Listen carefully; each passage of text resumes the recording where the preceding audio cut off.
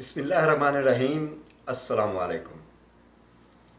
रमज़ान की आमद है और हम में से हर मुसलमान उसकी तैयारी में लगा हुआ है। इसलिए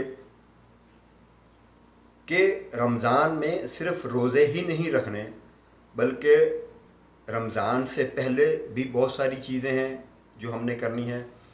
रमज़ान के दौरान बहुत सारी चीज़ें हैं जो हमने करनी हैं, और रमज़ान के बाद भी बहुत सारे ऐसे काम हैं जो हमने जारी रखने हैं। रमज़ान के दौरान का एक काम जो अल्लाह के प्यारे हबीब सल्लल्लाहु अलैहि वसल्लम ने करके हमें दिखाया, उसके बारे में मैं आज एक हदीस आपके सामने रखता हूँ। हज़रत इब्न अब्बास रज़ी अल्लाह ताला अन्हो रावी हैं, कहते हैं कि अल्लाह के रसूल सल्लल्लाहु अलैहि वसल्लम सबसे ज़्यादा सखी थे,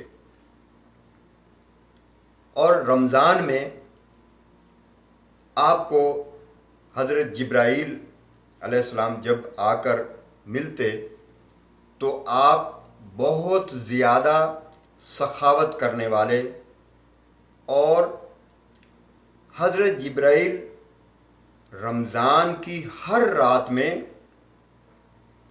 आप सल्लल्लाहु अलैहि वसल्लम को आकर मिलते और आपसे कुरान का दौर करते।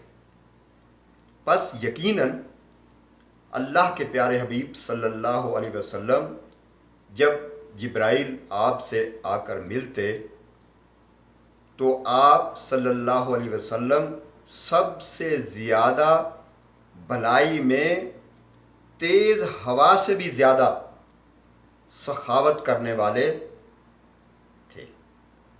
ये थी मुत्तफ़िक़ अलैह हदीस जो मैंने आपके सामने रखी कि अल्लाह के प्यारे हबीब सल्लल्लाहु अलैहि वसल्लम रमज़ानुल मुबारक में सबसे ज़्यादा सखावत करते थे, सबसे ज़्यादा सखी थे, और दूसरे नंबर पे कुरान की तिलावत बार बार।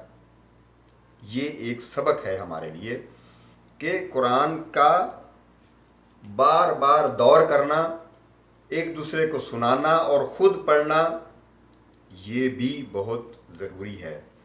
और नेक आमाल के साथ साथ ये भी एक अमल सखावत का, ये भी रमज़ान में बहुत ज़रूरी है। इसका भी बहुत दर्जा है, इसका भी बहुत इनाम है, इसका भी बहुत सवाब है।